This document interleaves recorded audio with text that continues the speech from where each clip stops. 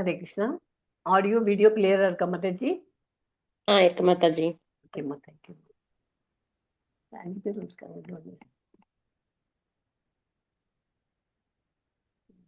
ராஜேஷ்.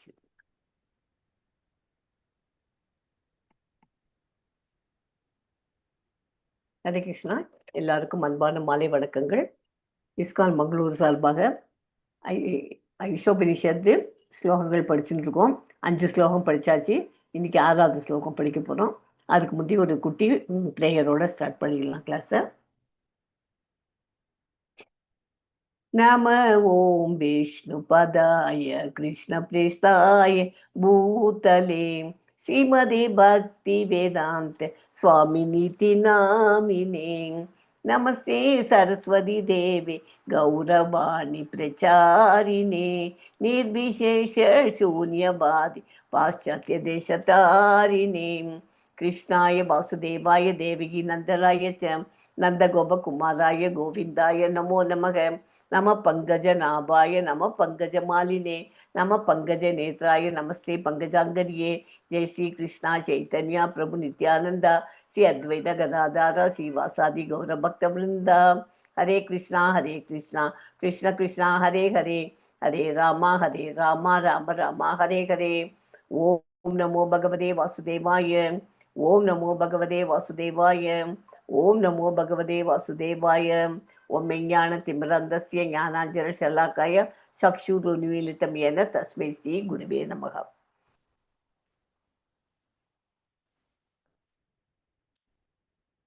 ஹரே கிருஷ்ணா. எல்லாருக்கும் அன்பான மாலை வணக்கங்கள். ஹரே கிருஷ்ணாமா. இப்போ இன்னைக்கு ஈஷோபனிஷத்து 6th ஸ்லோகா படிக்க போகிறோம். மந்திரம் 6ங்கிறது எல்லா உயிரினங்களையும் பிரபஞ்சத்தின் ஈஸ்வரான ஆண்டவரின் பகுதி மற்றும் துணை பகுதிகளாக பார்க்க வேண்டும். எல்லாமே நம்ம எதை எடுத்தாலும் பகவான் அப்படிங்கிறத நினச்சிக்கணும். இந்த பிரபஞ்சம் படித்ததா அவருக்கு பகவான், நம்மளை படித்தாரா பகவான், எல்லாத்துக்கும் பகவான்கிறத நம்ம படிச்சுக்கணும், புரிஞ்சுக்கணும். அவர்கள் எல்லாம் ஒரே ஆதிசக்தியுடன் தொடர்புடையவை. இதன் மூலம் மனிதன் எல்லா உயிரினங்களிடமும் சமமான கருணை மனதுடன் இடம்பெற வேண்டும் என உணர்த்தப்படுகிறது. ஆத்மாவும் பரமாத்மாவும் ஒன்றே என்பதே இந்த மந்திரத்தின் தத்துவ பரிசுத்தி. இந்த மந்திரம் படிக்கிறதுல இதில் முக்கியமாக நமக்கு என்ன தெரிஞ்சுக்கணும்? ஆத்மாவும் பரமாத்மாவும் ஒன்றே. ஆத்மாவோட பரமாத்மாவும் கூட இருக்கு. ஆத்மாவுக்கும் பரமாத்மாவுக்கும் வித்தியாசம் இருக்கு, ஆனால் இரண்டும் ஒன்றே. பரமாத்மாவோட ஒரு அங்கம் தான் ஆத்மாங்கிறத நமக்கு அது புரிஞ்சுக்கணும். அதுதான் இதில் புரிய போகிறோம். இது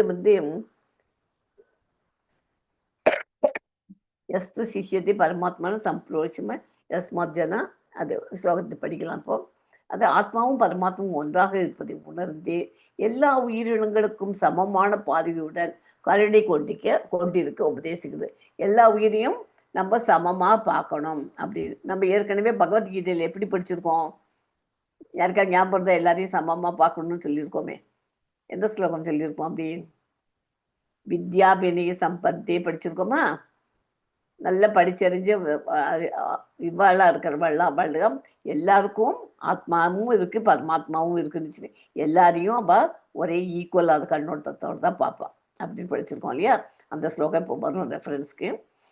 இந்த மந்திரம் ஆள்களின் ஒரு வகையான உயர்கலை இழக்காமல் இருப்பதற்கான தார்மீக நிலையை உணர்த்துகிறது. இது உயிரினங்களும் பிரபஞ்சத்தின் கடவுளின் பகுதிதான் என கருத வேண்டும் என கற்றுக் கொடுக்கிறது. இதில் முக்கியமாக இந்த ஸ்லோகத்தில் என்ன தெரிஞ்சுக்கணும்? நமக்கு ஆத்மாவும் பரமாத்மாவும் ஒன்றே அப்படிங்கிறது தெரிஞ்சுக்கணும். ஓகே, இதில் ஒரே ஒரு சின்னதாக ஒரு இது சொல்லிக் கொடுக்குறேன். ஈஷோபனிஷத்துங்கிறது இதில் ஒன்றும் நம்ம புதுசாக இந்த ஈஷோபனிஷத்தில் நம்ம படிக்கலை. எதுலெல்லாம் படிச்சிருக்கோம்? நம்ம பகவத்கீதை முதல்ல படிச்சிருக்கோம். அதில் படித்த பாயிண்ட்டு தான் இதில் வருது. அதனால வேறுபட்ட முரண்பாடான கருத்துக்கள் இதில் எதுவுமே கிடையாது. ஏன்னாக்க நம்ம பகவத்கீதையில் படித்தது தான். அப்புறம் பாகவதத்தில் அந்த கதை ரூபமாகவும் நிறையா படிச்சிருக்கோம் மகாபாகவதத்தில். அதனால் பகவத்கீதை பாகவதம் எல்லாத்தினுடைய இதையும் எடுத்து தான் ஈஷோபனிஷத்தில் இப்போ படிக்கிறோம். ஓகேயா? அப்படிங்கிற அந்த பாயிண்ட் நமக்கு தெரிஞ்சுக்கணும்.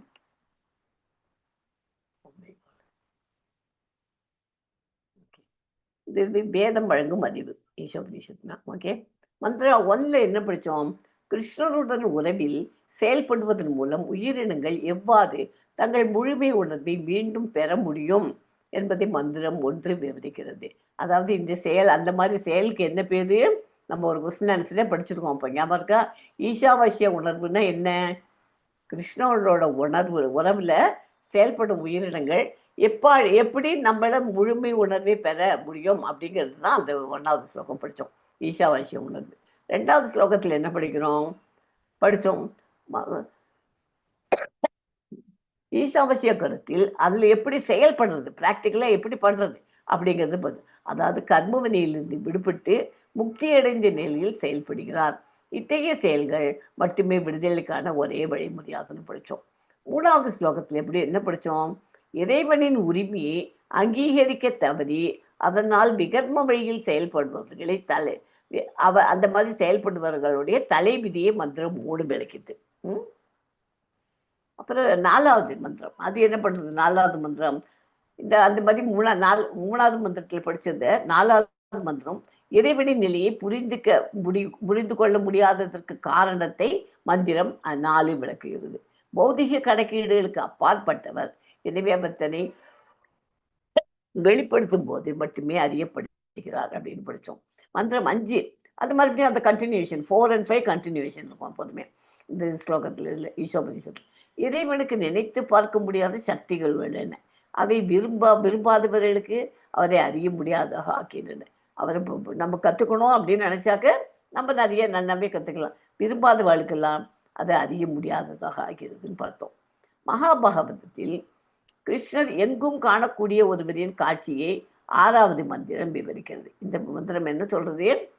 கிருஷ்ணரை எங்கும் காணலாம், எல்லா இடத்துலையும் பார்க்கலாம் அப்படிங்கிறது பாகவதத்தில் சொல்லியிருக்கிறது. இந்த 6வது ஸ்லோகம் ஈஷோபனிஷத்தில் படிக்கிறோம். மந்திரம் 6ல் அறிமுகப்படுத்தப்பட்ட மகாபாகவத்தின் உணர்வே 7லையும் தொடர்ந்து வருது. 6 and 7 கண்டினியூஷன். 6 மற்றும் 7ஆம் மந்திரங்களில் விவரிக்கப்பட்டுள்ளபடி மகாபாகவதத்தால் அறியப்படும் இறைவனின் சில குணங்களை மந்திரம் 8 விவரிக்கிறது. நான் எதுக்கு இதெல்லாம் உங்களுக்கு ரீகால் பண்ணி கொடுத்துன்னு வரேன்னா, உங்களுக்கு ஃபைனலாக 16 18 அத்தனையும் நீங்கள் படித்ததுக்கு அப்புறம் ஒரு கொஸ்டின் ஜென்ரலாக ஒரு கொஸ்டின் கேட்பேன். முதல் 10 மந்திரத்துகளுடைய சாராம்சம் எழுதுங்கோ அப்படின்னு கேட்டான்னா உங்களுக்கு எழுத தெரியணும். அதனால் ஒவ்வொன்றுக்கும் ஷார்ட்டாக ஒவ்வொரு ஆன்சர் ரெடியாக வச்சுருந்தேன்னா நீங்கள் எழுத முடியும். ஓகே. ஸோ 3 நேற்றுக்கு போன வியாழக்கிழமைக்கு 3 முரண்பாடான கூற்றுகள் பார்த்தோம். உன்னதமான பிரபு நடக்கிறார், ஆனால் நடப்பதும் இல்லை. அவர் வெகு தூரத்தில் இருக்கார், ஆனால் மிக சமீபத்திலும் இருக்கார். எல்லாவற்றிலும் இருக்கிறார், அவர் எல்லாவற்றுக்கும் வெளியேயும் இருக்கிறார் அப்படின்னு விதவிதமாக 3 கான்ட்ராடிக்டரி ஸ்டேட்மெண்ட்ஸ் பார்த்தோம் 5வது சாப்டரில். ஸோ இப்போ 6வது சாப்டரில் இந்த ஸ்லோகத்தை முதல்ல படிச்சுக்கலாம். ஏஸ்மா, நான் வேர்ட் பை வேர்ட் சொல்லிடுறேன், புதுசாக வந்தமாக கற்றுடுவோம். எஸ்து சர்வாணி பூத்தானி சொல்லுங்க. ஹரே கிருஷ்ணா மாதாஜி. ஹரே கிருஷ்ண மாதாஜி. எஸ்து சர்வாணி பூதானி ஆத்மனி ஏவானு பஷ்யதி. ஆத்மனி ஏவானு பஷ்யதி. பஷ்யதி ஏவானு பஷ்யதி. ஆத்மனி ஏவானு பஷ்யதி. சர்வபூதேஷு சாத்மானம். இது சொல்லணும். சாத்மானம் ததோ ந விஜு குப்சதே. யஸ்து சர்வாணி பூதானி ஆத்மனி ஏவானு பஷ்யதி சர்வபூதேஷு சாத்மானம் ததோ ந விஜுகுப்சதே. ஜி வரணுங்க. ஓகே, சொல்லுங்கம்மா. யஸ்து சர்வாணி பூதானி ஆத்மனி ஏவானு பஷ்யதி சர்வபூதேஷு சாத்மானம் ததோ ந விஜுகுப்சதே.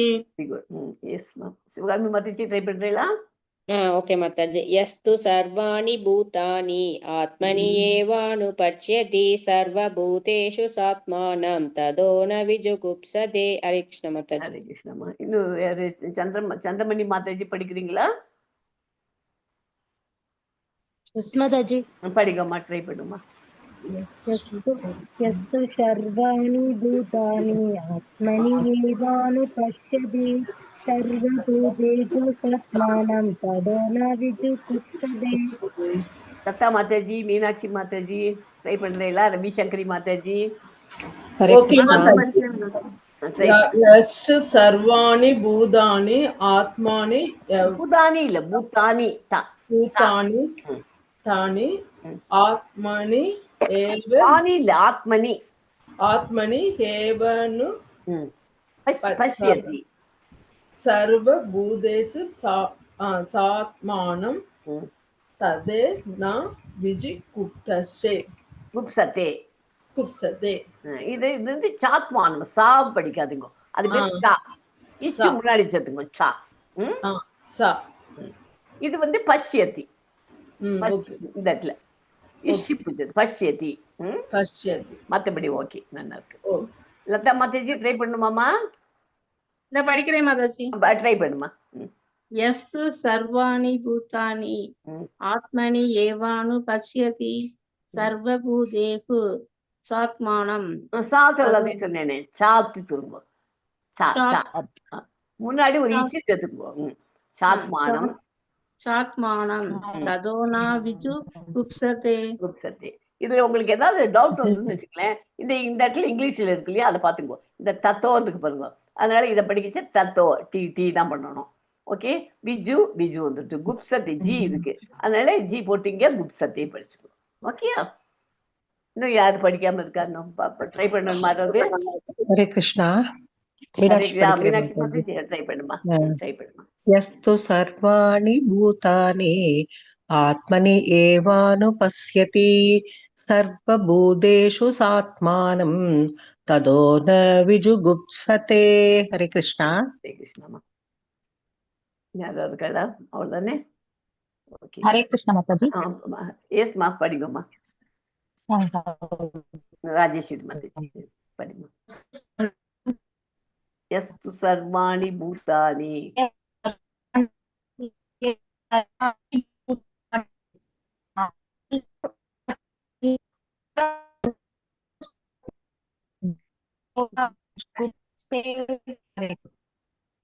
நெட் ஒர்க் பண்ணல நினைக்கிறேன். இல்லை, கரெக்டா இல்லை, கிளியரா இல்லை.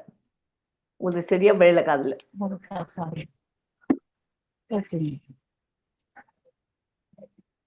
ட்ரை பண்றேன் இன்னொரு வாட்டி. ராஜேஸ்வரி மாதாஜி. எஸ் மாதாஜி. ட்ரை பண்ணுமா. இப்ப கிளியரா இருக்கு. यस्तु सर्वाणि भूतानि आत्मनि एवानुपश्यति सर्वभूतेषु सात्मानं ततो न विजुगुप्सते. குப்சத்தே. ஓகே. இதை வந்து நீ இப்போ முதல்ல இந்த தனித்தனியா வேர்ட் பை வேர்ட் படிச்சுட்டேன்னாக்க நீங்க உங்களோட இஷ்டத்துக்கு எப்படி ராகம் போட்டு எந்த மாதிரி பாத்துக்கிறீங்களோ அந்த மாதிரி படிக்கோ. यस्तु सर्वाणि भूतानि आत्मनि एवानुपश्यति सर्वभूतेषु चात्मानं ततो न विजुगुप्सते. இது போல இந்த ராகம் போட்டு சொன்னா, சில பேர் வந்து இன்னும் கொஞ்சம் இழுத்து ராகங்கள்லாம் போட்டு சொல்லுவோம். यस्तु सर्वाणि भूतानि आत्मनि एवानुपश्यति सर्वभूतेषु चात्मानं ततो न विजुगुप्सते அப்படின்னு படிப்பா. விதவிதமா படிப்பா. அவளோட சாய்ஸ் அதுக்கப்புறமா. பட் ஆனால் ப்ரொனன்சியேஷன் முதல் கிளியராக எடுத்துருக்கும். ஓகே. அப்படின்னா என்ன? எல்லாவற்றையும் பரமபுருஷனோடு இணைத்து பார்ப்பவன், எல்லா உயிர்களையும் அவற்றின் இணைப்பிரிய அம்சங்களாக காண்பவன், எல்லாவற்றிலும் உன்னதமான பிரபுவாகிய இறைவனை உணர்பவன், எப்பொருளையும் எந்த உயிரினத்தையும் இருப்பது இல்லை. அவனுக்கு அந்த மாதிரி பரமபுருஷனோடு நினச்சி பார்த்தானா அவன் எதையும் அந்த மாதிரி இருந்த பிரபுவோட கனெக்ஷனோட வச்சு பார்த்தானா எந்த உயிரினத்தையும் இருப்பதில்லை. எந்த உயிர் உள்ள பிராணி, மனுஷால்னுதா இல்லை மிருகங்கள் எதா இருந்தாலும் அதை எதையுமே அவன் இருக்க மாட்டான். அப்படின்னா அதான் வந்து இதுக்கு வந்து இது சொல்லித்தர சமயத்தில் அப்போ நம்ம இவர் சொல்லி கொடுத்தாரு, நம்ம பிரபுஜி சொல்லி கொடுத்தாரு. எப்படி சொல்லி கொடுத்தாருன்னா, இப்போ கொசு கடிக்கிறது. நம்ம என்ன பண்ணுறோம்? கொசு கடிக்கிறதுனா ஒரு நெட்டை போட்டுருவோம், இல்லைன்னா அதுக்கு வந்து ஸ்ப்ரே பண்ணி அதை கொசு எடுக்கிறதுக்கு உண்டான வழி எல்லாம் பண்ணி அதை சாகடிச்சுட்டு நம்ம நிம்மதியாக படுத்து தூங்குறோம். அது பண்ணக்கூடாதும்பார். அவர் என்ன சொல்கிறார்? அதுக்கு பதிலாக நீங்கள் உங்கள் வீட்டை சுற்றி கொசு நெட்டு போட்டுக்கோங்க, கொசு வலையும் போட்டு படுத்துக்கோ, அது உயிரோடு இருந்துட்டு போட்டோம், உங்களுக்கு என்னது? அப்படின்னு அவர் சொல்லுவார். அந்த மாதிரி அப்படியெல்லாம் இருக்கிறவாள் அதெல்லாம் உத்தம அதிகாரி தான் இருக்க முடியும், நம்மளால இருக்க முடியாது. அது அவர் சொல்கிறது அந்த பாயிண்ட்டை நான் உத்தம அதிகாரியே ஒரு நாளில் யாராவது ஒருத்தர் ஆகலாம் இல்லையா, 1000ல் ஒருத்தர் ஆகலாம், நம்மளோடதுல ஆகிறதுக்கு சான்ஸ் இருக்குது, ஆகாதுன்னு நான் சொல்ல மாட்டேன். ஆனால் நம்ம எல்லாருமே மத்தியம அதிகாரியோட அந்த லெவலோட தான் நிற்கிறோம். அனுபவம் அதுக்கு மேலே போகணுன்னாக்க நிறைய ரொம்ப ஹார்ட் ஒர்க் பண்ணால் தான் அந்த இதை பண்ண முடியும். இது மகா பாகவதனின் விளக்கம். இது பாகவதன். பாகவதன்னா என்ன? இதெல்லாம் ஸ்லோகங்கள்லாம் படித்து பாகவதத்தெல்லாம் கேட்குற பேர் மகா பாகவதன். அவர் கிருஷ்ணருடைய தொடர்புடைய அனைத்தையும் பார்க்கிறார். பாகவதன்னா யாரு? கிருஷ்ணரோடுக்கு சம்பந்தமாக இருக்கிற எதை எல்லாத்தையும் பார்க்கிறார். கிருஷ்ணர் எல்லா இடங்களிலும் இருக்கிறார். அவர் எல்லாத்திற்கும் பின்னாலும் இருக்கிறார். ஓகே, அவர் யாரையும் விருப்பதில்லை, பதட்டம் அடைவதில்லை, மாயையால் ஆட்கொள்ளப்படுவதில்லை. இறைவன் சாநியத்தை அடைவதற்கான 3 நிலைகள் உள்ளன. இறைவன் அடையணுன்னாக்கா என்ன மாதிரி நிலைகள் வேணும்? 3 விதமான நிலைகள். இது ரொம்ப ரொம்ப இம்பார்ட்டன்ட். வரிசையாக கவனிச்சுன்னு போங்க. இதை கொஞ்சம் டீட்டெயில்டாகவே சொல்லித்தரேன். ஏன்னா இது உங்களுக்கு வைபவா இது வரைக்கும் பக்தி சாஸ்திரி முடிகிற வரைக்கும் போட்டிருக்கோம். ஓகே, அடைவதற்கான 3 நிலைகள் உள்ளன. கனிஷ்ட அதிகாரி, மத்தியம அதிகாரி, உத்தம அதிகாரி. கனிஷ்ட அதிகாரிங்கிறவங்க யாரு? முதல்ல கனிஷ்டன்னா நம்மளை விட கொஞ்சம் இன்னும் கீழே, அதாவது வெரி லோ லெவல். பகவத்கீதைனா என்னன்னே தெரியாத லெவல்லாம் இருக்கிற கனிஷ்ட அதிகாரி. மத்தியமான இப்போ நம்மளை மாதிரி வந்தாச்சு மத்தியம லெவலில். இதையும் மீறிண்டு உத்தம அதிகாரியை போகிறதுனா கம்ப்ளீட்டாக பகவானை சரண்டர் பண்ணி எல்லாத்தையுமே, எல்லா உயிர்களையும், உயிர் உள்ளது எல்லாம் பகவான் படைச்சது, எல்லாரையும் சம நோக்கில் பார்ப்போம். அவன் தான் உத்தம அதிகாரி. ஓகே, ஸோ இப்போ கனிஷ்ட அதிகாரின்னா அவருக்கு பாயிண்ட்ஸ். கனிஷ்ட அதிகாரிக்கு என்னென்ன பாயிண்ட்ஸ் இருக்கணும்? இறை உணவை பெறும் முயற்சியில் கடைநிலையில் உள்ளவன். கடைசி நிலையில் தான் பகவானை பற்றி தெரிஞ்சுக்கிறதுக்கு கடைசி நிலையில் இருப்பான். அவன் வழிபாட்டு தலத்துக்கு சென்று தன் மத கோட்பாட்டின்படி இறைவனை வணங்குகிறான். அவன் கோயிலில் போய் சாமியை வணங்குவான், அவனோட மதத்துக்கு தேவன். ஆனால் அந்த கோயிலில் மாத்திரம்தான் சாமி இருக்கார் அப்படின்னு நம்புவான், வேற எங்கும் இல்லை என்று கருதுகிறான். அவன் என்ன நினச்சிட்டு இருக்கான்?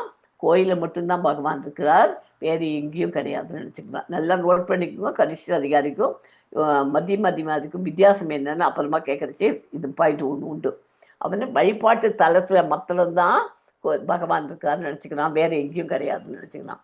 இறைநிலையை அறிந்தவர் யார் என்று அவன் யாருக்கு பகவானை நல்லா அறிஞ்சவா அப்படின்னு அவனால் கண்டுபிடிக்க முடியாது. நியமங்களை அனுசரிப்பதோடு சரி. எதெல்லாம் நியமங்கள்? காத்தால சீக்கிரமாக எழுந்துக்க வேண்டியது, மங்களாரத்தி பார்க்க வேண்டியது, ஜபம் 16 ரோண்டு பண்ணு, இதெல்லாம் அனுசரிச்சுருவான். பக்தி முறைகளில் ஒன்றை விட மற்றொன்று மேல் என்று சண்டையிடுவார்கள். அவள் என்ன பண்ணுவாள்? இதை விட அது மேல், அதை விட இதை மேல். நான் வைஷ்ணவன், நான் வைஷ்ணவன் அப்படின்னு சொல்லிடுவேன். வைஷ்ணவன் யாரும் தன்னை தானே சொல்லிக்கிறவன் வைஷ்ணவன் இல்லை. மற்றமாக சொல்லணும், நம்ம பக்தி முறையிலலாம் முன்னேறிட்டு போகிறான், அவன் தூய வைஷ்ணவன் அப்படின்னு சொல்லணும். பக்தி முறைகள்னால அவன் மேலே மேலே அவளுக்குள்ள சண்டையே வந்துருக்கிறவெல்லாம் கனிஷ்ட அதிகாரிகள். ஜட எல்லைகளை கடந்தும் ஜட உணர்வு கொண்ட பக்தர்கள். ஜட எல்லைகளுக்கெல்லாம் கடந்து போய் ஆனால் அவளுக்கு ஜட உணர்வோடு இருக்கா. ஜட உணர்வோட மெட்டீரியல் லைஃப்லையும் அவள் இருந்துருக்கா. அந்த மாதிரி இருக்கிற பக்தர்கள் தான் கனிஷ்ட அதிகாரி. புரிஞ்சுதான் இந்த பாயிண்ட்டு? 1 2 3 4 5 பாயிண்ட் இருக்குதுல. ஓகே, ஸ்ரீ மத்வாச்சாரியார் குறிப்பிடுகிறார், அர்ச்சாயாம் ஏவஹாரையே பூஜாம் ஸ்ரத்தையே ஹேதே. பரமபுருஷர் ஆலயத்திற்கு வெளியிலும் இருக்கக்கூடிய சக்தி பெற்றவர் என்பதே ஒரு 3ஆம் தர பக்தன் அவன் அறியாது இருக்கிறான். இது மத்வாச்சாரியர் தனியாக சொல்கிறார். கனிஷ்ட அதிகாரியால் அவனுக்கு தெரியாமல் இருக்கு, ஆலயத்துக்கு உள்ளதாக இருக்கான்னு அவன் நினச்சிருக்கான், வெளியிலையும் இருக்கக்கூடிய சக்தி பெற்றவருங்கிறது அவனுக்கு தெரியல. தனது பூஜா வழிபாட்டின் பெருமை கொண்டுள்ள அவன் தன்னை விட அதிக பக்தி உள்ளவர் எவரும் இருக்க முடியாது என்று நினைக்கிறார். என்னை விட யாரும் பெரிய ஆளாக இருக்க முடியாது, எல்லாம் நான், எனக்கு எல்லாம் தெரியும் அப்படின்னு நினச்சிக்கிறோம். மற்ற பக்தர்கள் அதிக முன்னேறியவர்கள் என்பதை கூட அவன் அறியாதவனாக இருக்கிறான். இன்னும் நிறைய பேர் நம்மளை விட நிறைய தெரிஞ்சவா இருப்பான், அப்படிங்கிறது தெரியாமல் இருக்கிறவங்க தான் கனிஷ்ட அதிகாரி. இவ்விதமாக மத்தியம அல்லது உத்தம நிலையில் உள்ள பக்தி தொண்டின் உயர்வை அவனால் புரிந்து கொள்ள முடியாது. அடுத்த நிலையும் அதுக்கும் அடுத்த நிலையிலும் இருக்கிறவளை பற்றி அவனால் புரிஞ்சுக்க முடியாது. சில சமயம் தன் அகம்பாவத்தினால் அதிக முன்னேறிய பகவத் பக்தர்களை அவன் நிந்திக்கிறான்.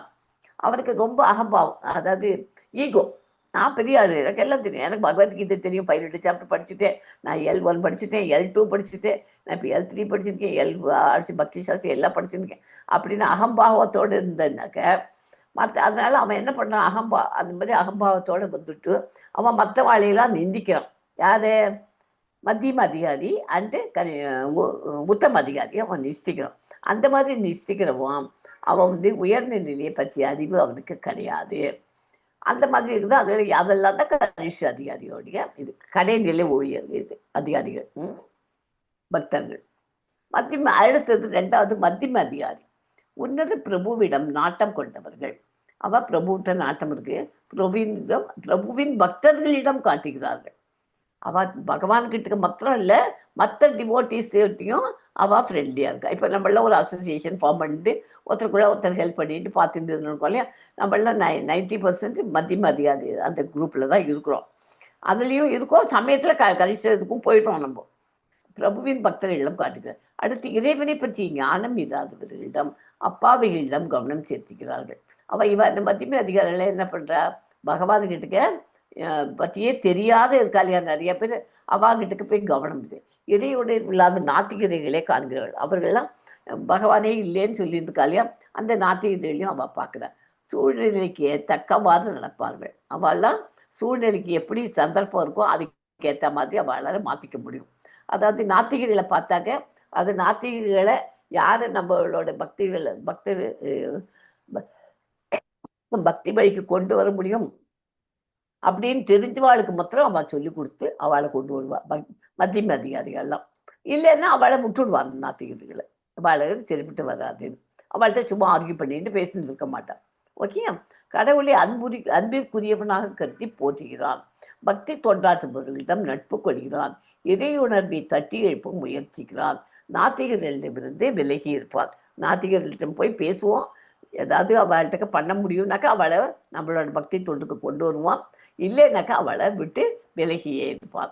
அதுதான் மத்தியம அதிகாரி. இப்போ ஃபைனலாக உத்தம அதிகாரி, எல்லாவற்றையும் இறைவனோடு இணைத்து பார்க்கிறான். என்னது எல்லாவற்றையும்னா என்ன? எல்லாமே இந்த பௌதிகத்தில் இருக்கிறது, இந்த ஸ்பிரிச்சுவல் ஆன்மீகத்தில் இருக்கிறது, ஒரு வீடு வாசல் எல்லாத்தையுமே அவன் இறைவனோடு நினச்சி பார்க்குறான். ஆஸ்திகன் நாஸ்திகன் என்று பேதம் கிடையாது. இவன் ஆஸ்திகனாக இருக்கான், இவன் நாஸ்திகனாக இருக்கான்னு பேதம் கிடையாது. எல்லாவற்றையும் கடவுளின் அம்சமாக காண்பான் பிராமணன். ஏன்னா எல்லாரோட இதயத்திலும் ஏன் அந்த மாதிரி காண்றான் அவன் கடவுளின் அம்சமாக? அவனுக்கு என்ன தெரியும்? அவன் உத்தம அதிகாரி. அவனுக்கு என்ன தெரியும்? தன்னுடைய இதயத்தில் ஆத்மாவும் இருக்கிறார், பரமாத்மாவும் இருக்கிறாருங்கிறத அவருக்கு நல்லா படிச்சுன்னு வந்து நல்ல விவரமாக தெரிஞ்சதுனால அது மாதிரி பண்ணுறான். பிராமணன் கடவுள் கொடுத்த சுதந்திரத்தை துஷ்பிரயோகம் செய்யாமல் இருக்கிறார். பிராமணன்கள்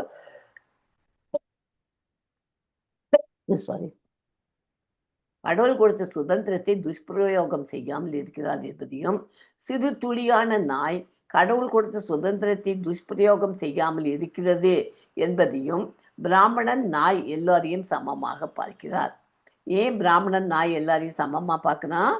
எல்லாருடைய இதயத்திலும் ஆத்மாவும் இருக்கு, பரமாத்மாவும் பகவானும் கூட உட்காந்துருக்காருங்கிறது தெரிஞ்சதுனால பார்க்குறான். அதுக்காக நாய்க்கும் ஆத்மா இருக்கு, சிங்கத்துக்கும் ஆத்மாவும் இருக்கு, இது இப்போ புலிக்கு ஆத்மா இருக்குது அப்படின்னு சொல்லிட்டு சிங்கத்தையும் போய் கட்டிக்க முடியுமாவும், புலியை போய் கட்டிக்க முடியுமா? அதுக்கு சமயோசித புத்தியோட அவன் இது அதை போய் கொல்றதுக்கு நம்ம போக மாட்டோம். நாய்கிட்டையும் நம்ம அது வைக்கிற இடத்துல கரெக்டாக வச்சுன்னு பண்ணால் தான் இருக்க முடியும். இல்லைன்னா நாய் நம்மளுக்கு கடிச்சிட்டு போயிடுவோம் இல்லையா? அதுவும் அவருக்கு தெரியும் பிராமணருக்கு. பிராமணன் நாய் எல்லாரையும் சமமாக பார்ப்பா உத்தம அதிகாரி. ஓகே, இரு சாராருக்கும் நன்மை செய்வதையே அவர் விரும்புகிறார். 2 பேருக்கும் நன்மை செய்கிறது தான் அவனுக்கு பிடிக்கும் உத்தம அதிகாரிக்கு. ஓகே, மத்தியம அதிகாரிக்கும் மேலே உத்தம அதிகாரி இருக்கிறார். அவர் எல்லாத்தையும் முழுமுதற் கடவுளின் உதவியில் காண்கிறார். அத்தகு பக்தர் நாத்திகனுக்கும் ஆத்திகனுக்கும் இடையில் கூட வேறுபாட்டை காண்பதில்லை. மாறாக அனைவரையும் கடவுளின் அம்சங்களாக காண்கிறார். அவருக்கு நன்கு கற்றறிந்த பிராமணருக்கும் தெருவில் உள்ள நாய்க்கும் இடையில் உள்ள உண்மையான வேற்றுமை ஏதும் இல்லை என்பதை அறிந்து உள்ளார். ஏனெனில் தத்தமது முந்தைய வாழ்வில் செய்த செயல்களின் வெவ்வேறு நன்மைகளுக்கு ஏற்ப அவர்கள் வெவ்வேறு உடல்களில் பந்தப்பட்டுள்ள போதிலும் இருவரும் பகவானின் அம்சங்களே. அது நாயா ஏன் பிறந்தது? போன ஜென்மத்தில் அது என்ன பண்ணித்தோ அது நாயா பிறந்திருக்கு. நம்ம போன ஜென்மத்தில் என்ன பண்ணோமோ நம்ம மனுஷனா பிறந்திருக்கோம் இல்லையா? அதனால அவாவாளுக்கு இது இருந்தாலும் எல்லாம் பகவானோட அம்சங்களே.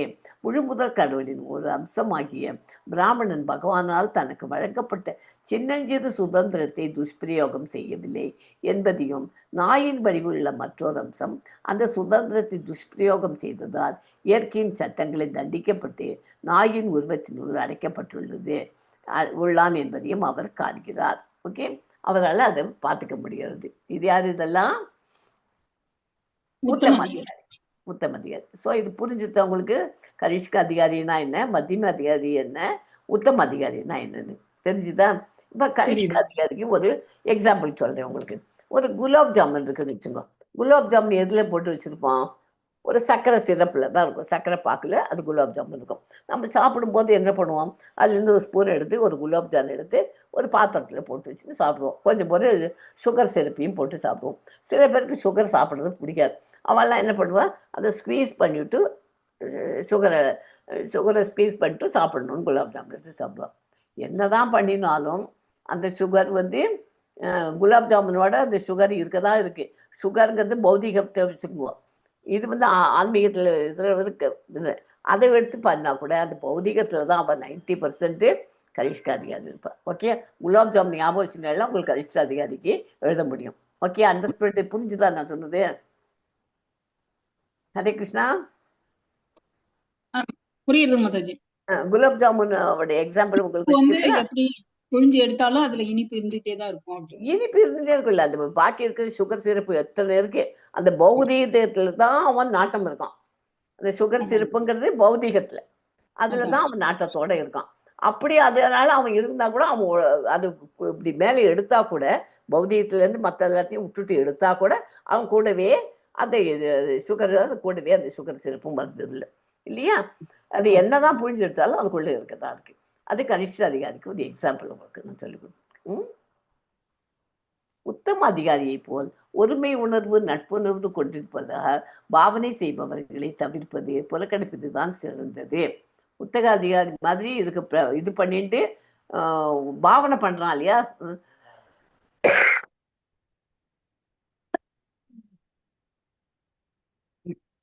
நட்புணர்வு பாவனை செய்பவர்களை தவிர்ப்பது புறக்கணிப்பது தான் சிறந்தது. நீங்கள் அவர்களுக்கு பிரசங்கம் செய்தால் நீங்கள் அவர்களை பார்த்து பொறாமைப்படுவதாக அவர்கள் நினைக்கலாம். நீங்கள் அவர்களை புறக்கணித்தால் கருணை காட்டும் ஒரு வழி. அவர்கள் அவ்வளவு முன்னேறியவர்கள் அல்ல என்பதை அவர்கள் உணரக்கூடும். ஓகே, அந்த பாவனை பண்ணிட்டு இருக்கா பத்தியா, அவள்கிட்ட நம்ம பழகினோன்னு வச்சுக்கோங்க. உத்தம அதிகாரியா இருக்கா அப்படின்னு நினைச்சு நல்லா கிட்டக்க போய் பழகி பார்த்தாக்க அவள் பிரசங்கங்கள்லாம் பண்ணுறான், ப்ரீச்செல்லாம் பண்ணுறான். எல்லாத்தையும் போய் கிட்டக்க நின்று நம்ம கேட்டு பார்த்தாக்க அவர்களை பார்த்து நம்ம வந்து பொறாமப்படுறோம்னு நினச்சிப்பான். அந்த மாதிரி அவள் நினச்சிக்கக்கூடியவா தான் இருப்பாள்.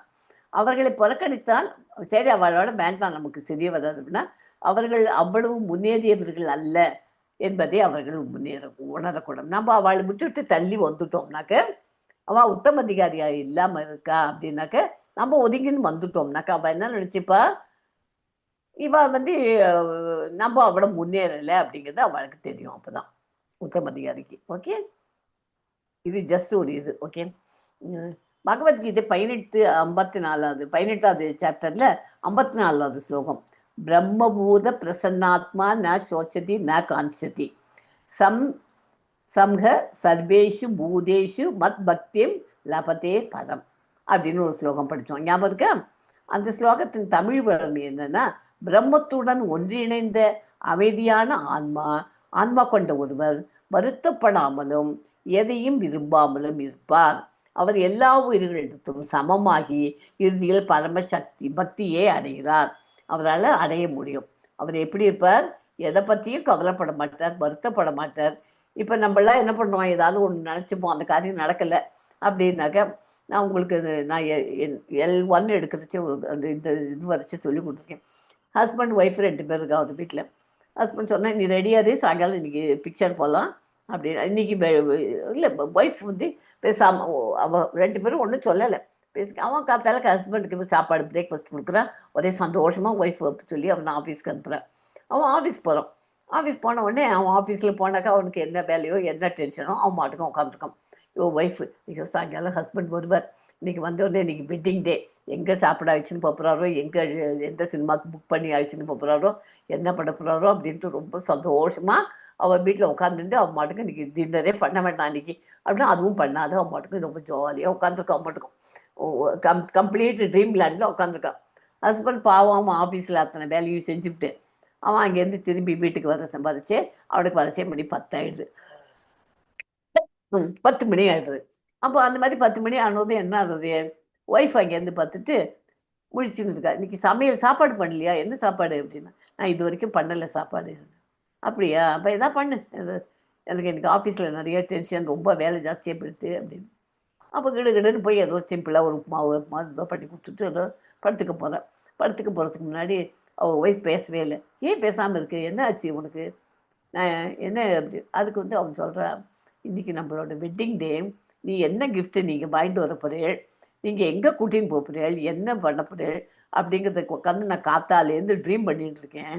இப்போ என்னடான்னாக்க ஒன்றுமே தெரியாது வந்துட்டு ஏதோ உப்புமாவை பண்ணி வாங்கி சாப்பிட்டுட்டு படுத்துக்கிறேங்கிறேன் அப்படின்ட்டு. அவன் போய் படுத்தவன் தான் அவ்வளோதான், அப்படியே தூக்கி போயிட்டான். அந்த மாதிரி சமயத்தில் நம்ம என்ன பண்ணணும், நம்ம மனசை நம்மளாக தான் இருக்கணும். ஏன்னா அவன் வேணும்ன்ட்டு பண்ணலை, அந்த மாதிரி இருக்கக்கூடாது இல்லையா, இது ஒரு இதுக்கு. அதனால அந்த மாதிரி அதெல்லாம் அந்த மாதிரி இதெல்லாம் நம்ம அட்வான்ஸ்டாக போக போக தான் நம்ம உத்தம அதிகாரி லெவலுக்கு வர முடியும். நம்ம கரிஷ்ட மத்தியம அதிகாரி லெவலில் தான் இருக்கும். ஓகேயா, அதனால அந்த இதெல்லாம் இந்த மாதிரி கதையெல்லாம் நிறைய இருக்குது. ஒவ்வொன்றா ஒன்றுத்துக்கும் இருந்தோம். இப்போ அனுபஷ்யதி அப்படின்னா என்னன்னு பார்ப்போம். அனுனா என்ன, பின்தொடர்வது. பஷ்யதி கவனித்தல். சாஸ்திர சக்சஸ், காதால் பார்த்தல், கேட்பதன் மூலம் கவனித்தல், பார்வையை வளர்த்து கொள்ளுதல், அதை பெற்றவர்களை பின்பற்றுதல், அவர்களின் உள்ள கருத்துக்களை ஏற்றுக்கொள்வது மற்றும் புரிந்து கொள்வது. இதான் அனுபஷ்யத்தின்னா இதான் மீனிங். வெறும் கண்ணால் பார்ப்பது போல் ஒருவர் எதையும் பார்க்கக்கூடாது. ஆர்டினரி கண்ணால் பார்க்குற மாதிரி எதையும் பார்க்கக்கூடாது.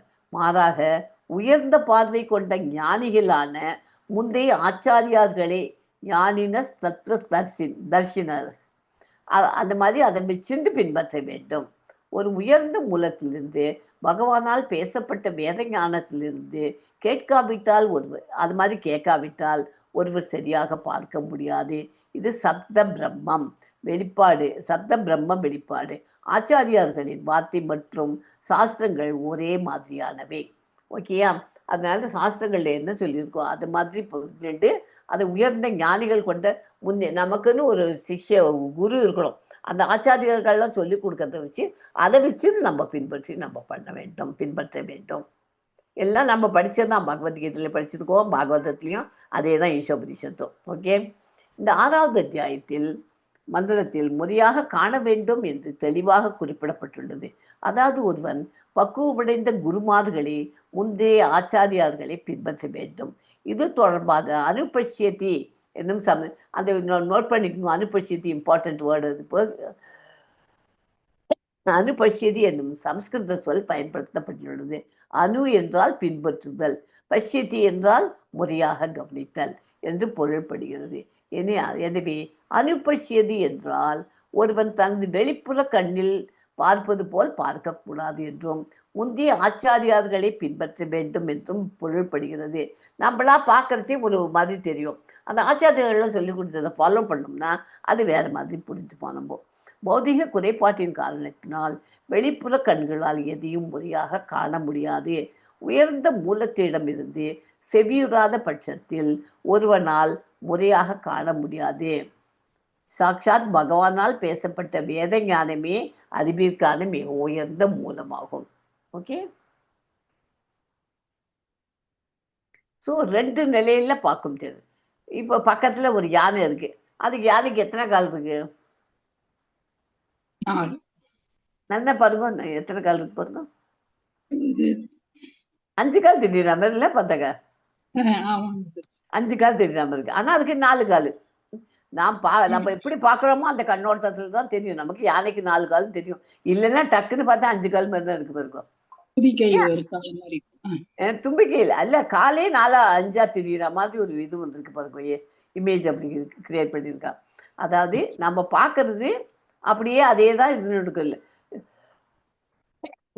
அது அப்படியே நம்ம எடுத்துக்க வேண்டாம் அது. ஏன்னா அது எது யார் சொன்னாக்கா கரெக்டாக நம்ம 4 கால்னு படிச்சிருக்கோம். அதனால 4 கால்னு தெரியும். ஓகே.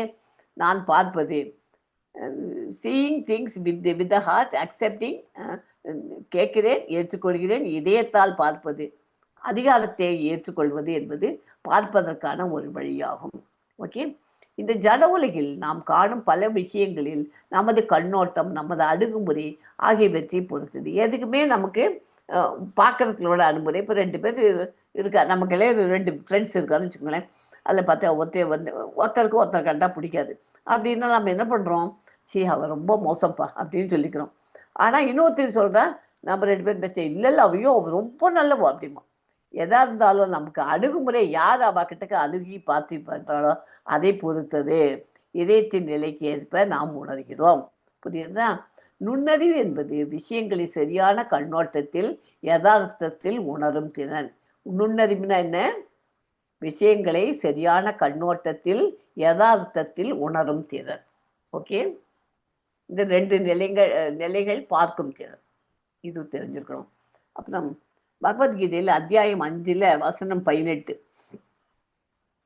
வித்யா வினய சம்பன்னே பிராமணே கவிஹஸ்தினி சூரி சைவ ஸ்வபாதே ச பண்டித சமதர்ஷனக.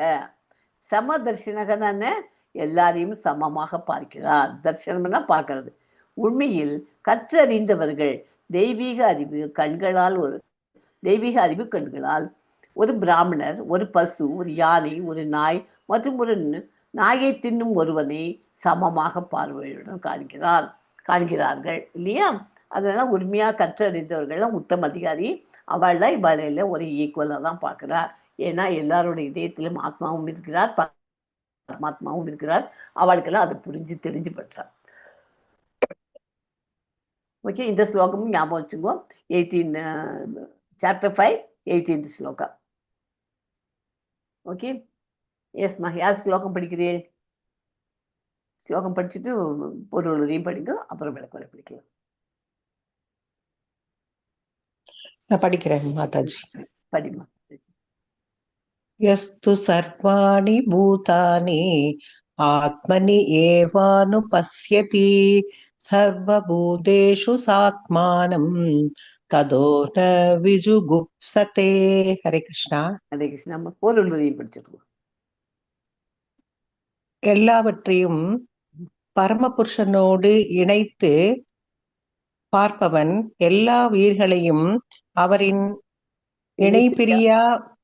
இணைப்பிரியா அம்சங்களாக காண்பவன், எல்லாவற்றிலும் உன்னதமான பிரபுவாகிய இறைவனை உணர்பவன், எப்பொருளையும் எந்த உயிரினத்தையும் வெறுப்பதில்லை. ஹரே கிருஷ்ணா. அவ்வளவுதான் இந்த ஸ்லோகத்தினுடைய இம்பார்ட்டன்ட் பாயிண்ட் இதுதான்.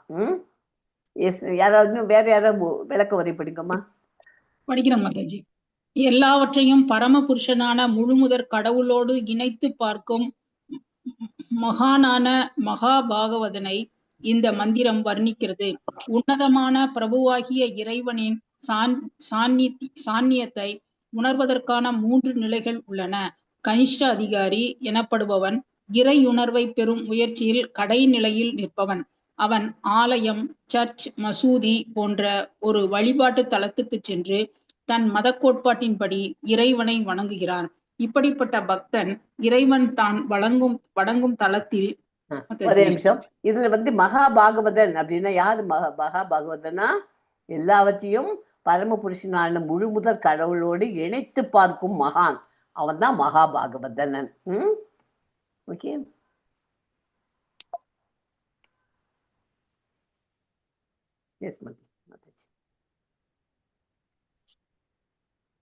மட்டும் இருப்பதாகவும் வேறெங்கும் இல்லை என்றும் கருதுகிறான்.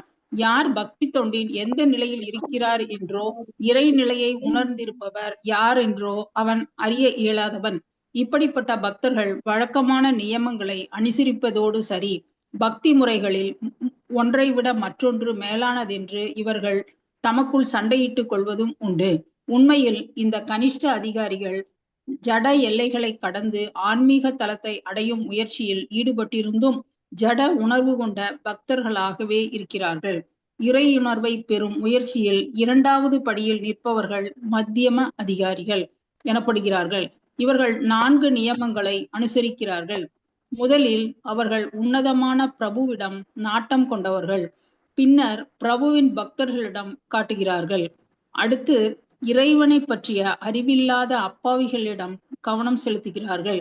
பின்பு கடவுள் நம்பிக்கை அற்றவர்களும் கடவுளிடம் பக்தி கொண்டிருப்பவர்களை வெறுப்பவர்களுமான நாத்திகர்களை காண்கிறார்கள். மத்தியம அதிகாரி சூழ்நிலைகளுக்கு தகுந்தவாறு நடந்து கொள்கிறான். அவன் இறைவனை அன்பிற்கு உரியவராக கருதி போற்றுகிறான். பக்தி தொண்டில் ஈடுபட்டிருப்பவர்களோடு நட்புறவு கொள்கிறான். அறிவற்றவர்களின் உள்ளங்களில் உறங்கி கிடக்கும் இறையுணர்வை தட்டி எழுப்ப முயற்சிக்கிறான். ஆனால் இறைவனின் நாமத்தை இகழ்ந்துரைக்கும் நாத்திகர்களை அவன் அணுகுவதில்லை. ஒரே நிமிஷம். மத்தியம அதிகாரி பத்தி அவ மத்தியம அதிகாரிகள்ல யாரு பிரச்சாரம் பண்றவாள்லாம் யாரு ஸ்ரீலா பிரபுபாத பிரச்சாரம் பண்றவர் தான் எடுக்கலாம். ஆனா அவர் மத்தியம அதிகாரி, அவர் உத்தம அதிகாரி. அவர் மத்தியம அதிகாரி லெவலுக்கு இறங்கி வந்து பிரச்சாரம் பண்ணுவார். எதுக்காக அப்படி பண்றார்? எல்லாருக்கும் சொல்லி கொடுக்கறதுக்காக தான் அந்த லெவல்ல இருந்து இறங்கி வந்து பண்ணுவார். அப்படின்னா பிரச்சாரம் செய்யறவள என்ன பண்ணணும்? ஜபம் பண்ணணும், மங்கள ஆரத்தி பார்க்கணும், புஸ்தகங்கள்லாம் விநியோகம் பண்ணணும், கோயிலில் போய் சேவையெல்லாம் பண்ணணும் இல்லையா? இதுக்கு எக்ஸாம்பிள் 2 எக்ஸாம்பிள் சொல்லணும்னா பிரகலாதன் அண்டு நாதன். இவாள்லாம் அவளோட பாதச்சுவடிகளை நம்ம பின்பற்ற வேண்டும் மத்தியம அதிகாரி லெவலில். ஓகே. அதில் பிரகலாதன் ஏன் அப்படி சொல்கிறோன்னா அவள் அப்பா அசுர இதில் தான் இருக்கா இல்லையா? அதில் உட்காந்து அவனுக்கு உட்காந்து குருகுலத்தில் படிக்கிற மாதிரி ஏதோ படிச்சுட்டே இருப்போம் அந்த இதில். அப்போ படிக்கச்சு இவர் மாதிரியே நிறைய பேர் இருக்காரு. நான் ஒரு 5-6 பேர் இருப்பாரு. அவளுக்கெல்லாம் உட்காந்துட்டு கடவுள் இப்படி இருக்கார் அப்படி இருக்காரு எல்லாத்தையும் சொல்லி கொடுக்கறதுக்கு பிரகலாதனோட வேறு. அதே மாதிரி நாதரும் அதே மாதிரி பண்ண. அவள் 2 பேரும் அதில் ரொம்ப இம்பார்ட்டன்ட்.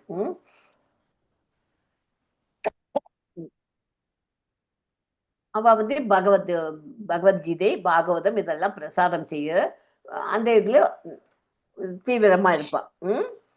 ஓகே. எஸ் மாதாஜி. அடுத்தது ஞானம் பெறும் 3வது நிலையில் நிற்பவன் உத்தம அதிகாரி எனப்படுகிறான். அவன் எல்லாவற்றையும் இறைவனோடு இணைத்து காண்கிறான். இப்படிப்பட்ட பக்தன் ஆஸ்திகன் நாத்திகன் என்று பேதம் பார்ப்பதில்லை. எல்லோரையும் மாதாஜி பேஜ் கடவுளின் இணை பிரியாத அம்சமாகவே காண்கிறான்.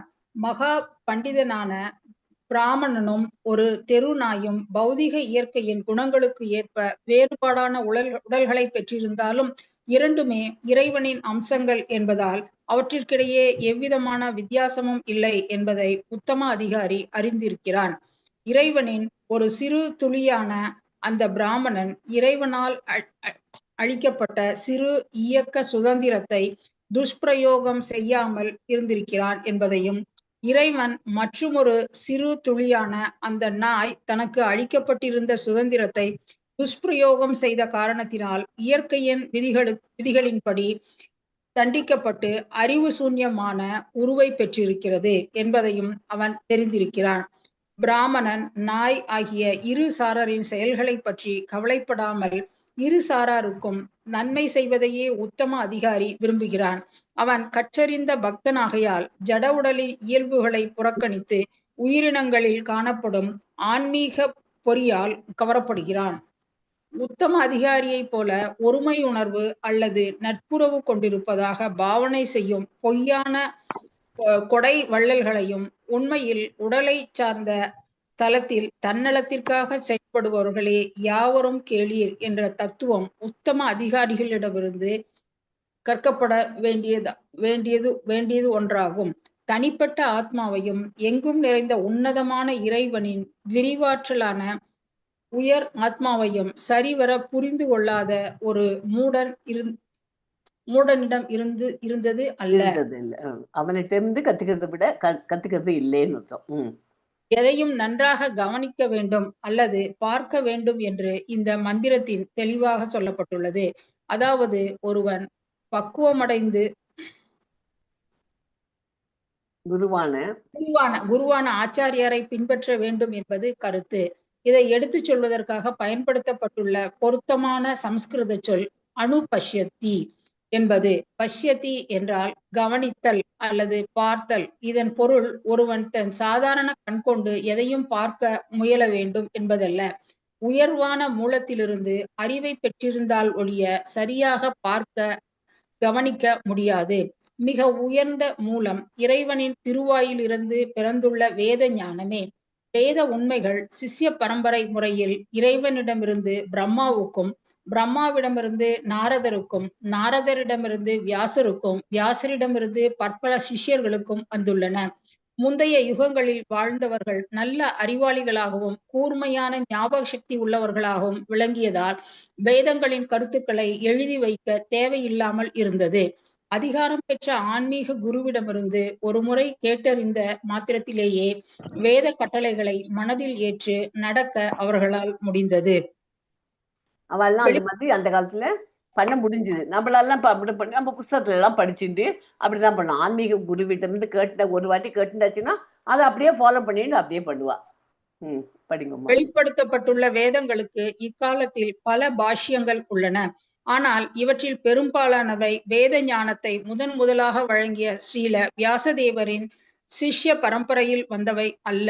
ஸ்ரீல வேதவியாசரின் முடிவான நிறைவுமிக்க உயர்வுமிக்க நூல் ஸ்ரீமத் பாகவதமாகும். அதுவே வேதாந்த சூத்திரத்தின் அதிகாரபூர்வமான பாஷ்யம். உன்னதமான பிரபு தாமே திருவாய் மலர்ந்து அருளி வியாசதேவரால் பதிவு செய்யப்பட்ட பகவத்கீதை மற்றுமொரு விளக்க உரை. இவை வெளிப்படுத்தப்பட்டுள்ள வேத நூல்களில் மிக முக்கியமானவை. கீதை அல்லது ஸ்ரீமத் பாகவதத்தில் கண்டுள்ள கொள்கைகளுக்கு பூரணமான எந்த விளக்க உரையும் அதிகாரபூர்வமானது ஆகாது. உபனிஷத்கள், வேதாந்தம், வேதங்கள், பகவத்கீதை, ஸ்ரீமத் பாகவதம் ஆகியவற்றின் கருத்துக்களில் முழு ஒற்றுமை காணப்படுகிறது. வியாசதேவரின் வழிவந்த சிஷ்யர்களிடம் இருந்தாவது அல்லது குறைந்தபட்சம் புருஷோத்தமனான முழுமுதற் கடவுளிடமும் அவரின் பற்பல சக்திகளிலும் நம்பிக்கை கொண்டிருப்பவர்களிடமாவது தீட்சை பெறாமல் வேதங்களை பற்றிய எந்த முடிவிற்கும் வர யாரும் முயற்சிக்க கூடாது. பகவத்கீதையில் கண்டுள்ளபடி முக்தியடைந்த நிலையில் உள்ள ஒருவனே உத்தம அதிகாரியான பக்தனாக விளங்க முடியும். ஒவ்வொரு உயிரினத்தையும் தன் சகோதரனாக அவன் காண்கிறான். இவ்வுலக லாபத்தை கருதும் அரசியல்வாதிகளிடம் இந்த நோக்கு இருக்காது. உத்தம அதிகாரியின் தன்மைகளை கொண்டவனாக பாவனை செய்பவன் புகழுக்காகவும் இக உலக லாபங்களுக்காகவும் புற உடலுக்கு சேவை செய்யலாம். ஆனால் உள்ளிருக்கும் ஆன்மாவுக்கு சேவை செய்தவன் ஆகான். இப்படி போலியாக நடப்பவனுக்கு ஆன்மீக உலகம் பற்றிய அறிவு என்றும் கிட்டாது. உத்தம அதிகாரி மனித ஆத்மாவை இனம் கண்டு ஆத்மார்த்தமாக சேவை செய்கிறான். இதனால் இக உலக நலன்களும் தாமே கவனிக்கப்படுகின்றன. இதுல இதுல இந்த இடத்துல முக்கியமானது உத்தம அதிகாரின்னு சொல்லிட்டு இருந்தா இல்லையா. இப்போ ஒரு நல்ல ஒரு வெரி ரிச் இது ஒரு பிஸ்னஸ் மேன் வச்சுக்குவோம். ரொம்ப ரிச்சாகவும் நிறைய ரிச்சுனா உங்கள் வீட்டு ரிச்சு எங்கள் வீட்டு ரிச்சில் நல்லா பண்ணிட்டு இருக்கான். எல்லாத்தையும் அம்பாதி மாதிரியே வச்சுக்கோங்களேன். அவ்வளோ ரிச் இருக்கான். அவன் அத்தனை கையில் சம்பாதிச்சு அவ்வளோ பண்ணிட்டு இருக்க. மியூட் பண்ணிக்கோங்கம்மா ப்ளீஸ். நம்ம அவ்வளோ நம்ம சம்பாதிச்சு பண்ணியிருந்தாலும் அவன் என்ன பண்ணுறான், அவன் மேற்கொண்டு இன்னும் போயிட்டு கிரீடியாக தான் இருக்கான். கிரீடின்னா என்ன, இன்னும் கொஞ்சம் சம்பாதிக்கணும், இன்னும் பண்ணணும்னு அந்த மாதிரி கிரீடியாகவே போயிட்டு இருக்கான். அந்த மாதிரி போகாது. இந்த பிஸ்னஸ்காரன் என்ன பண்ணுறான், கொஞ்சம் முறை எடுத்துன்னு டெம்பிளுக்கெல்லாம் டொனேஷன் கொடுக்குறேன், இது தரேன்னு. ஸோ டெம்பிள்லாம் இருக்கிறவாள்லாம் உத்தம அதிகாரிகள்லாம் இருக்கா இல்லையா, இருந்தாலும் அவளையெல்லாம் உபச்சாரம் பண்ணி அவளுக்கு நம்ம பண்ணி தான் ஆகணும். ஏன்னா அவகிட்டேருந்து நமக்கு டொனேஷன் கிடைக்கும், இது கிடைக்கும், எல்லாமே இருக்கும். அந்த மாதிரி சமயத்தில் அவளுக்கு நம்ம மதிப்பு கொடுத்து எல்லாம் பண்ணுறோம். ஆனால் அவள் உண்மையில் அவளுக்கு பகவானுக்கும் அவளுக்கும் சம்பந்தம் கிடையாது. இருந்தாலும் அவள் நம்மளாம் அவளுக்கு ஓரளவுக்கு மதிப்பு கொடுத்து அவளை பெரிய பெரிய ஆளுங்கிறதுனால நம்ம இதுன்னு பிஸ்னஸ் மேன் அப்படிங்கிறதுனால பண்ணுறோம். அதனால் அவள் கனிஷ்ட அதிகாரி லெவலில் தான் அவள் ஆக்சுவலாக இருக்கா. நம்ம உத்தம அதிகாரியாக இருந்தாலும் நம்ம இது மாதிரி பண்ணிட்டுருக்கோம். ஸோ உத்தம அதிகாரியாக இருந்தாலும் நமக்கு ஓரளவுக்கு தான், நம்மளும் அடாப்படியாக நமக்கு எதிர்பார்க்கல. எதுக்கு, கோயிலுக்கு நமக்கு வேணுங்கிற டொனேஷன் தான் எதுக்கு கேட்குறோம், சொந்த செலவுக்காக கேட்குறோம். டொனேஷனுங்கிறது கோயிலுக்கு வேணுங்கிற பிரசாதம் பண்ணுறதுக்கு, கோயிலை மெயின்டைன் பண்ணுறதுக்கு, இதுக்கெல்லாம் வேணும். இதுக்கெல்லாம் பெரிய பெரிய அதிகாரிகள்லாம் நமக்கு கொடுத்தாலாக்க நம்ம வேண்டான்னு சொல்ல வேண்டாம், எடுத்துக்கலாம். இல்லையா? அதான் நடந்துருக்கு. அந்த மாதிரி எதுக்கு சொல்ல வரேன், எவ்வளோ பெரியவாளாக போனாலும் மெட்டீரியல் வேர்ல்டையே அட்டாச்சாகவே இருந்துட்டு இருந்தாக்க அது எப்போதுமே அவள் முன்னுக்கு பக்தி தொண்டில் முன்னேற முடியாது. ஓகே, இப்போ கீழே கொடுக்குற வார்த்தைகளுக்கு தமிழ் அர்த்தம் கூறுக. ஏகத்துவம் அனுபஷ்யதா. அனுபஷ்யத்தானா என்ன? இப்போ படித்தோமே, அனுபஷ்யதா என்ன சொல்கிறேன்? அனுபஷ்யதா யார் சொல்ல முடியும்? அணுன்னா என்னன்னு பார்த்தோம். ஏகத்துவம் அனைத்திலும் ஒற்றுமை ஒன்றாமையை காண்பவன் என்பதை குறிக்கும். ஏகத்துவம் அனுபஷ்யதா. அணுன்னா என்ன படித்தோம்? இப்போ வெளிப்புற கண்ணில் பார்ப்பது போல் பார்க்காமல் கவனித்தல், பாதுகாத்தல். ஓகே, அணுனாக்க பின்தொடர்வது, பஷ்யத்தினா கவனித்தல், சாஸ்திர சக்சஸ் காதால் பார்த்தல், கேட்பதன் மூலம் கவனித்தல், பார்வையை வளர்த்து கொள்ளுதல், அதை பெற்றவர்களை பின்பற்றுதல். அதெல்லாம் யார்கிட்ட இருக்கோளோ அவளை ஃபாலோ பண்ணணும். நம்ம இப்போ இஸ்கானில் நம்ம ஜாயின் பண்ணி நம்ம படிச்சுட்டு இருக்கோம். யாருக்கிட்ட விஷயம் இருக்கோ அவகிட்ட போய் அவகிட்ட நம்ம கொஞ்சம் 2 வாரத்தை திட்டு வாங்கினாலும் பரவாயில்ல, அவளோட சேர்ந்து அந்த மாதிரி அசோசியேஷன் வச்சுட்டு இருந்தால் தான் நம்ம இந்த லெவலில் முன்னேற முடியும். ஓகே, அதனால் நம்ம முன்னேறணும். நம்ம இதில் பக்தி தொண்டில் நம்ம முன்னேறி மேலே மேலே போகணும் அப்படின்னாக்க நம்மக்கிட்ட குத்தங்குறை மற்றவாளை பற்றி குத்தங்குறை பேசிட்டு அந்த மாதிரி இருக்கிற கும்பலை விட டிவோட்டிஸ் அசோசியேஷன் இல்லாத நல்லா படித்து எல்லாரோடையும் இதுங்கிற இது, அதுதான் அனுபஷ்யத்துக்கு எக்ஸாம்பிள் இதுங்கணும் நீங்கள். ஓகே, அப்புறம் அடுத்தது அனுபஷ்யத்தாச்சா ஏகத்தம் அனுபஷ்யத்தை. இது ஒவ்வொன்றுத்துக்கும் கரிஷ்ட அதிகாரி. ஒவ்வொன்றையும் 2 அதிகாரிகள் ஏதாவது சொல்லணும். கரிஷ்ட அதிகாரின்னா என்ன? 2 பாயிண்ட் 5 பாயிண்ட் சொல்லுமா? சொல்லுமா, சொல்லுமா. இருக்கவங்க வந்து கனிஷ்கா டெய்லி கோயிலுக்கு சரி. போயிட்டு வர்றது, ம் அது மாதிரி இருக்கவங்க கனிஷ்க அதிகாரி. அவங்கள ஒண்டி அவங்க பாத்துப்பாங்க, கும்பிட்டுப்பாங்க அப்படி. ம் ஓகே, பக்குவமற்ற பக்தி மற்றும் ஆத்மாவும் பிறவைகளும் வேறு என்கிறார்கள். பயன்பாடு சுமாரானது. ஆன்மீக பயிற்சி மற்றும் அர்ச்சனை அடிக்கடி வெளிப்படையாக மட்டும் செய்கிறார். ரெண்டும் ஷோகேஸ் தான். வெளியில் சும்மா எல்லாருக்கும் பப்ளிக்காக நான் பண்ணுறேன் ஒன்று காமிச்சுருப்பேன். தேர் நாட் இது டெவலப்டு இல்லை. மத்தியம அதிகாரிங்கிறது யாரு? ஆன்மீக அனுபவங்களை பெறுதல் மற்றும் மற்றவர்களின் ஆத்மாவிலும் தன்னையும் காண முயற்சி செய்கிறார். அதை ப்ரீச் பண்ணுறவாள்லாம் மத்தியம அதிகாரிகள். இவர் விருப்பங்களையும் வன்முறைகளையும் கைவிட்டும் பகவானிடத்தில் பிரார்த்தனை மற்றும் சேவை செய்வதில் மனம் செலுத்துகிறார். ஓகே, எல்லாத்தையும் விட பெஸ்ட்டு இதுனா உயர்ந்த அதிகாரியார்னா உத்தம அதிகாரி. அனைத்திலும் தன் ஆத்மாவையும் தன்னிலேயே அனைத்து உயிர்களையும் பார்த்து எந்த பகையையும் பாராட்டாமல் இருக்கிறதான் உயர்ந்த உத்தம அதிகாரி. உயர்ந்த ஆத்ம ஞானம் பெற்றவர்கள் அனைவரும் ஒன்றாகவே பார்க்கிறார்கள். அவனுக்கு துக்கமோ மயக்கமோ இல்லை. ஓகே, 3வது பூரண ஞானத்தை பெற சிறந்த வழி எது? எப்படி கிடைக்கும் பூரண ஞானம்ங்கிறது? ஈஷோபனிஷத்தின் 6வது ஸ்லோகத்தின்படி ஞானத்தை பெறுவதற்கான சிறந்த வழி சொல்லுமா, சிறந்த வழி என்ன? அனைத்து உயிரினங்களும் பரமாத்மாவையும் குருவை ஏத்துக்கிறது. அப்புறமா முதல்ல இது சொல்லுங்க.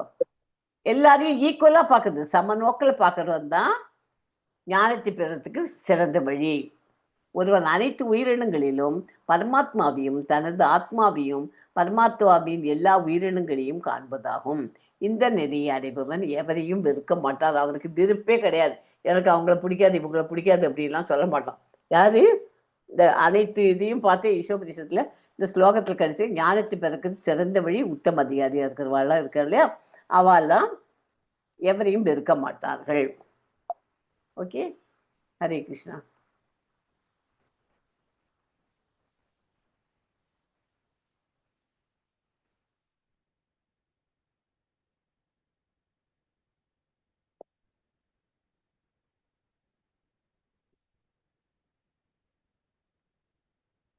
அதாவது அவ உத்தம அதிகாரி இன்னும் ஒரு பாயிண்ட் ஒன்று விட்டு, உலக சகோதரத்துவம். அவர் எல்லாரையுமே இதுவாக தான் பார்ப்பா, சகோதரர்களாக தான் பார்த்துட்டு இருப்பா. யாரையுமே அவள் விரோதிச்சுக்க மாட்டாள்.